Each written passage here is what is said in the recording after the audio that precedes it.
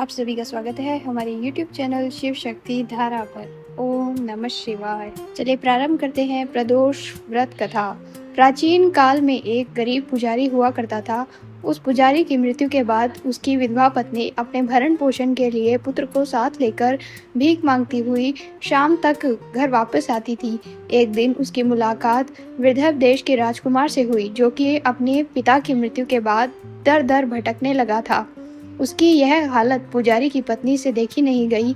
वह उस राजकुमार को अपने साथ अपने घर ले गई और पुत्र जैसा रखने लगी। एक दिन पुजारी की पत्नी अपने साथ दोनों पुत्रों को शांडिल्य ऋषि के आश्रम में ले गई। वहां उसने ऋषि से शिव जी के प्रदोष व्रत की कथा एवं विधि सुनी तथा घर आकर अब वह भी प्रदोष व्रत करने लगी। एक बार दोनों बालक वन में घूम रहे थे।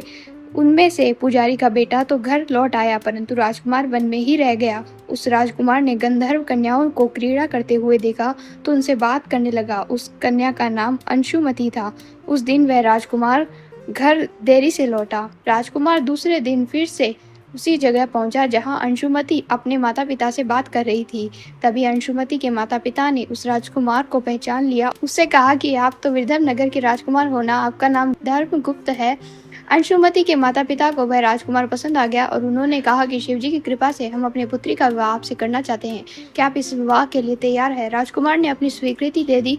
उन दोनों का विवाह संपन्न हुआ। बाद में राजकुमार ने गंधर्व की विशाल सेना के साथ विदर्भ पर हमला किया और घमासान युद्ध कर विजय प्राप्त की तथा पत्नी के साथ राज्य करने लगा। वहां उस महल में वह पुजारी की पत्नी और पुत्र को आदर के साथ ले गया तथा साथ रखने लगा। पुजारी की पत्नी तथा पुत्र के सभी दुख व दरिद्रता दूर हो गई और वे सुख से अपना जीवन व्यतीत करने लगे। एक दिन अंशुमति ने राजकुमारी से इन सभी बातों को पीछे का कारण और रहस्य पूछा।